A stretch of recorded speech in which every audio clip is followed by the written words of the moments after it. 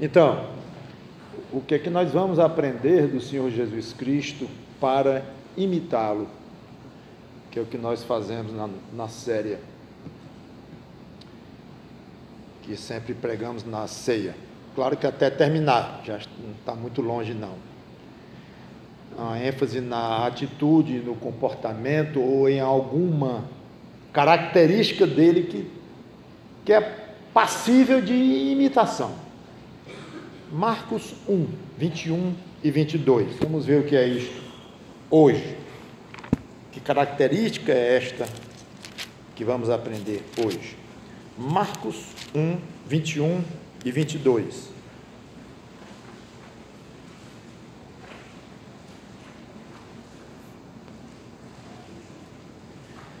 Marcos 1, 21 diz: depois entraram em Cafarnaum e logo no sábado foi ele ensinar na sinagoga. Maravilhavam-se da sua doutrina, porque os ensinava como quem tem autoridade, e não como os escribas. Vamos orar. Senhor Deus, obrigado por esta característica do Senhor Jesus Cristo, que vamos observar agora e tentar imitar. É em nome dele que te pedimos e agradecemos. Amém. Evidentemente, a doutrina, o ensino de Jesus chamava a atenção em muitos aspectos.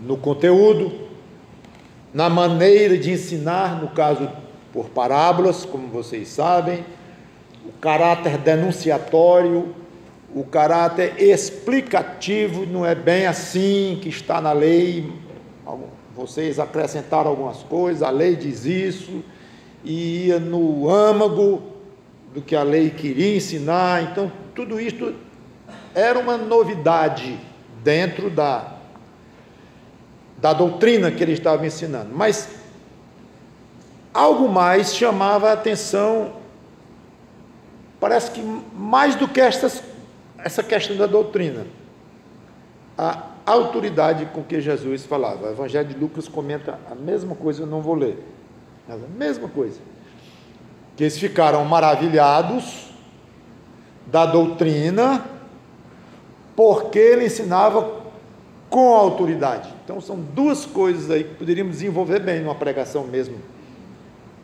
mais longa: a doutrina e, junto com o ensino da doutrina, a autoridade. Não era uma autoridade baseada em cargo ou função. Quando o presidente da República fala, é a maior autoridade do país falando. Então deve-se prestar atenção o que diz, pela importância do cargo. Se você concorda ou não concorda, mas é muito importante o que ele está dizendo pelo tamanho da autoridade que ele tem. E se aquela pessoa tem uma autoridade moral para falar, ou tem vida para dizer aquilo, é uma outra história, é outra questão. Mas é inegável a autoridade real que ele tem, ou uma autoridade qualquer, estou citando a mais alta, no sentido de que é uma autoridade formalmente constituída com base num cargo, ou eletivo, no caso que mas ou de nomeação, seja o que for, é um cargo formal, oficial. Jesus era dono de tudo, porque era o Criador, como Deus, mas ele não tinha nenhuma autoridade funcional aqui na terra. Ele não tinha um cargo, não tinha uma função importante, nada, zero. Era um carpinteiro, filho de carpinteiro, pobre, homem do povo, não tinha onde reclinar a cabeça, como ele próprio falou. Então, nesse contexto, a autoridade dele era absolutamente pessoal, não em algum cargo. Era uma autoridade intrínseca à pessoa dele, no que ele era e como se comportava. Mas até aqui, ainda não é muito extraordinário isso, porque muitas pessoas sérias, decentes, dignas, vamos dizer especialmente crentes, não têm cargos importantes, não têm nenhuma função importante em lugar nenhum, vamos dizer, mesmo na igreja, mas têm uma autoridade enorme. E é altamente respeitado esse irmão ou irmã, quando se levanta e diz alguma coisa, numa sessão, ou quando fala numa roda de reunião, coisa assim, ele fala, todo mundo ouve, para ouvir. Ele é o que aqui? Ele é diretor de quê? Não, nada. Mas a autoridade pessoal daquele irmão ou irmã. Então, as pessoas assim, quando se pronunciam, a tendência é que elas sejam ouvidas com atenção. Seria esse o tipo de autoridade que Jesus tinha? Certamente que sim. Essa autoridade pessoal, moral, de comportamento, de retidão. Mas ainda assim não estamos na chave para a autoridade moral que ele tinha, comportamental, pessoal. Essa autoridade era exclusiva dele, por uma característica absolutamente única que ele tinha entre todos os seres humanos. Ele era sem pecado. Aqui é o ponto. Nenhum de nós faz ideia do que é ouvir o ensino de um homem sem pecado. Nenhum. Nenhum aqui faz a ideia do que é ser repreendido por um homem sem pecado. Não faz nem ideia do efeito que isso causa. Nenhum de nós sabe o que é sentir-se cheio de esperança pelas promessas de um homem sem pecado, ou garantias, ou afirmações. Em suma, nenhum de nós faz ideia do que é olhar para os olhos de um homem sem pecado. E Jesus não tinha pecado. Então aquelas pessoas eram altamente privilegiadas, aquelas que se maravilhavam do que ele dizia e das palavras dele, porque viam uma autoridade que elas não sabiam nem explicar. Há um aspecto, claro que eu não vou abordar, que é o aspecto divino dele. Mas eu quero colocar como homem, para nós aprendermos que nós não somos divinos, nós fomos feitos algo muito especial que nós não sabemos explicar ao nos tornar filhos de Deus. Algo de divino foi implantado em nós, mas não somos divinos por natureza como ele era e sempre será. Então nós não vamos imitar Jesus na divindade dele, nunca. Pelo menos no que concerne exatamente a natureza divina dele. Podemos imitar comportamentos e coisas desse tipo, mas eu quero jogar toda a ênfase ele como homem. Aí nós olhamos e ele fala diferente. Ele tem uma autoridade absolutamente diferente. Ele não sabia explicar, ele dizia, não era como os escribas.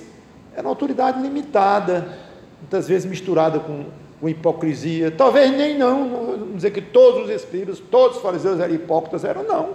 Muitos eram, mas muitos não eram também. Então, com certeza, havia escribas sérios, fariseus sérios, havia, mas limitados, erravam de várias maneiras, claro, como nós estamos acostumados, entre nós mesmos, todos errando, juntamente com acertos e coisas desse tipo.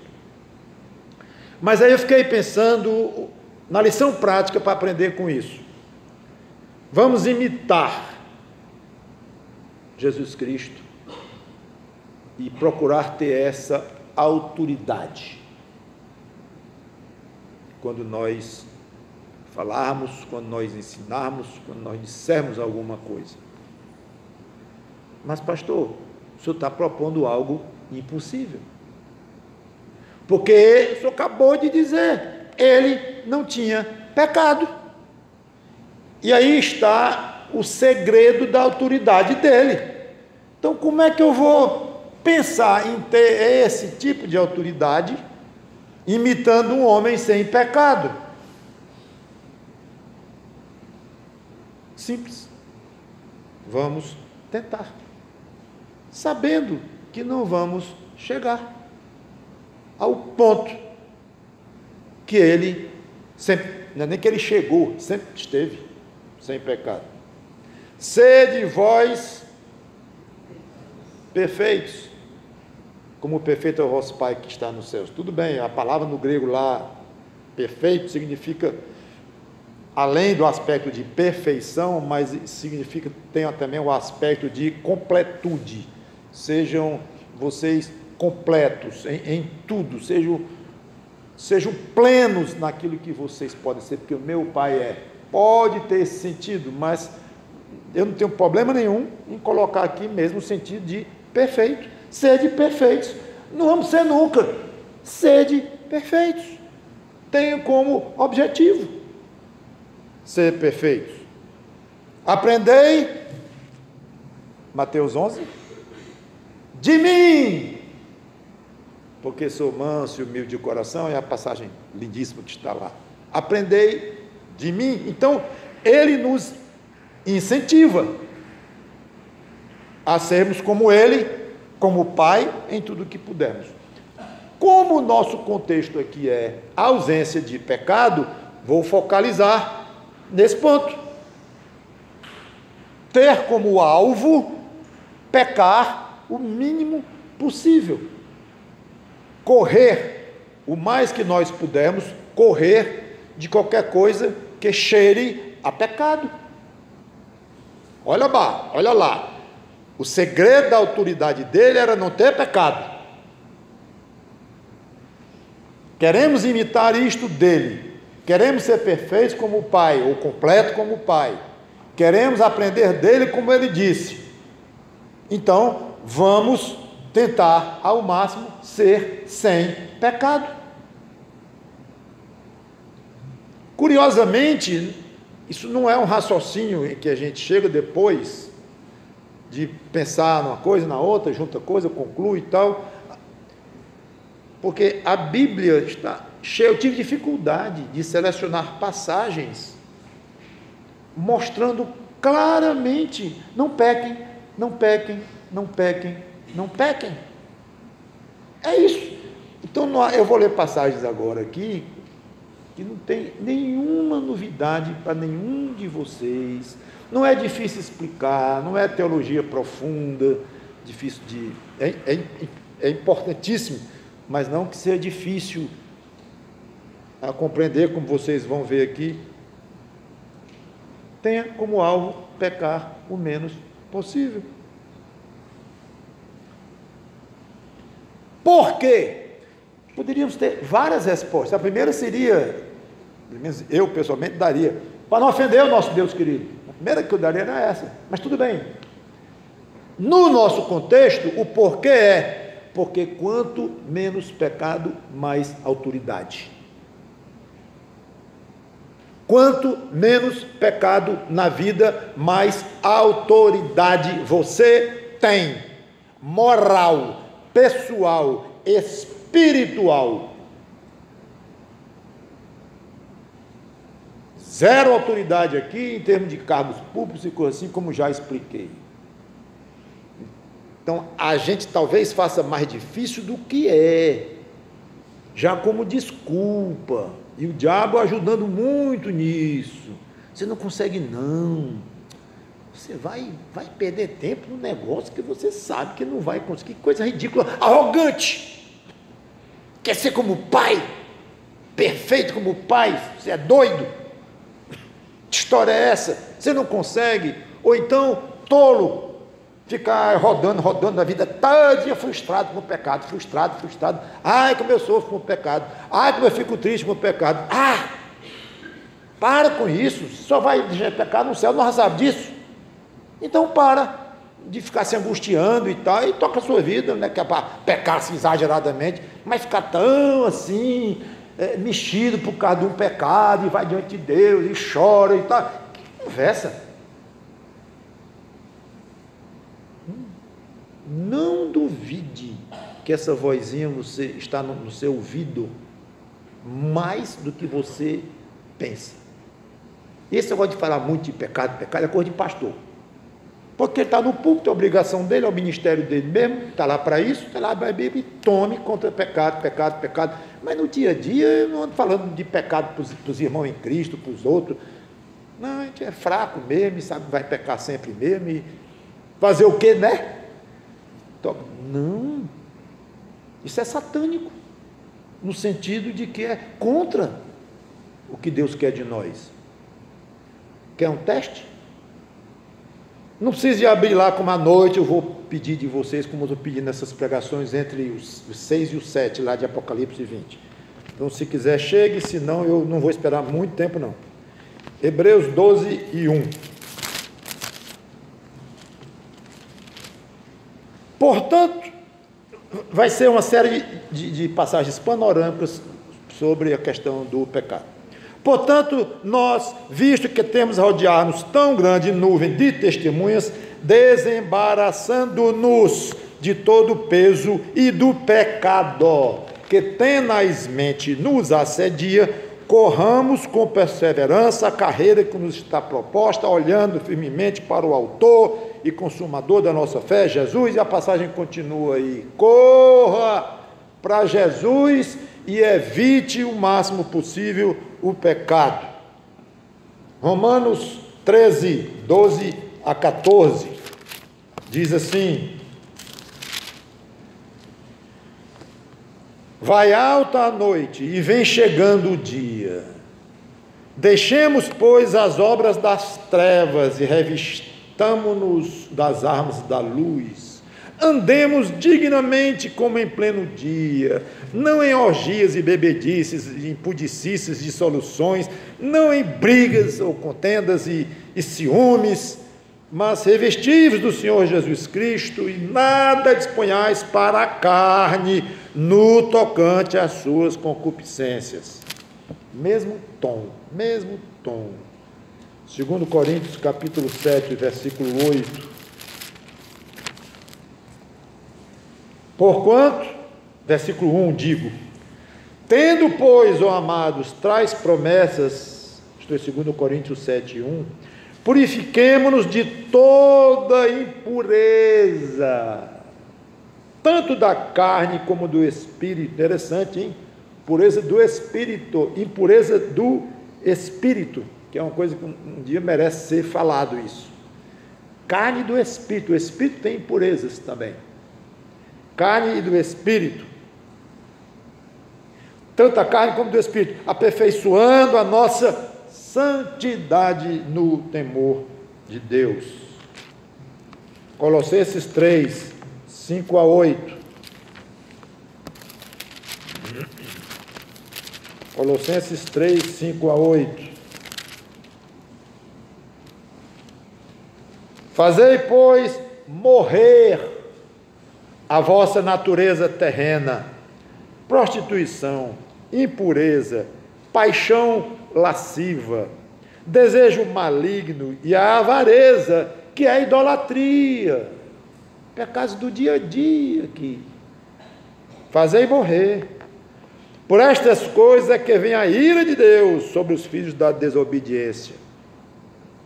Nestas coisas andastes vós outrora, quando viveis nela. Agora, porém, despejai-vos igualmente de tudo isso. Ira, indignação, maldade, são coisas que lhe confrontam todo dia, e você tropeça em muitas delas, e eu, todo dia. Tá bom, de 2 em 2 dias? maldade, maledicência, linguagem obscena no falar. Não mintais uns aos outros, ou seja, mentira. E continua a passagem. Olha a carga das Escrituras sobre esta questão de correr, fugir do pecado. Não é coisa para pastor usar em púlpito, não, irmãos. É para você usar na sua vida. 1 Timóteo 6, 9 e 10. Ora, os que querem ficar ricos caem em tentação e cilada. Foi lido ontem isso aqui. E em muitas concupiscências insensatas e perniciosas, as quais afogam os homens na ruína e perdição, porque o amor do dinheiro é raiz de todos os males. E alguns nessa cobiça se desviaram da fé e a si mesmos se adormentaram com muitas dores. Então o pecado não é só imoralidade, impureza sexual, e roubar, adulterar, não é só isso não, é querer ficar rico, pelo menos da forma como foi colocada ontem, está aqui escrito, desejar, cobiçar a riqueza e cair no erro de amar o dinheiro, ou seja, essa cobiça é baseada no amor ao dinheiro, que é a raiz de todos os males, pecados. É pecado amar o dinheiro, é pecado querer dinheiro porque ama o dinheiro, pecado, a gente mal percebe. Então esteja constantemente se vigiando para ver a sua relação com dinheiro, sua relação com salário, sua relação com patrimônio, com bens, com ganhos, com perdas. Examine essas coisas com uma lente. 1 Pedro, capítulo 2, versículo 1, já li muitos, né? Já vou encerrar.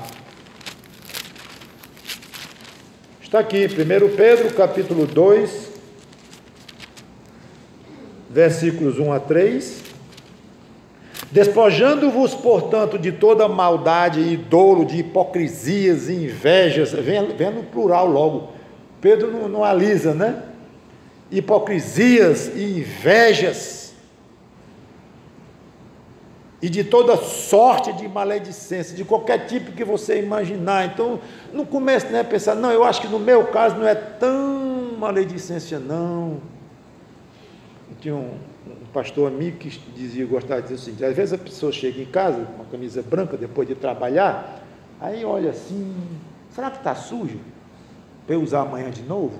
Não suei tanto e tal, está suja, não está suja? Aí acha que a luz do quarto é insuficiente, eu acho que está meio, mas não está não, aí vai lá para o quintal, quando tinha, né? Olhar para ver se está sujo mesmo. Quando não está sujo, não está sujo, você bate o olho, esse aqui está limpinho, que está danado, limpo, está com a dúvida, está sujo, não está sujo, está. Então é interessante, o crente gosta muitas vezes de dizer, será que no meu caso é pecado? Será que isso...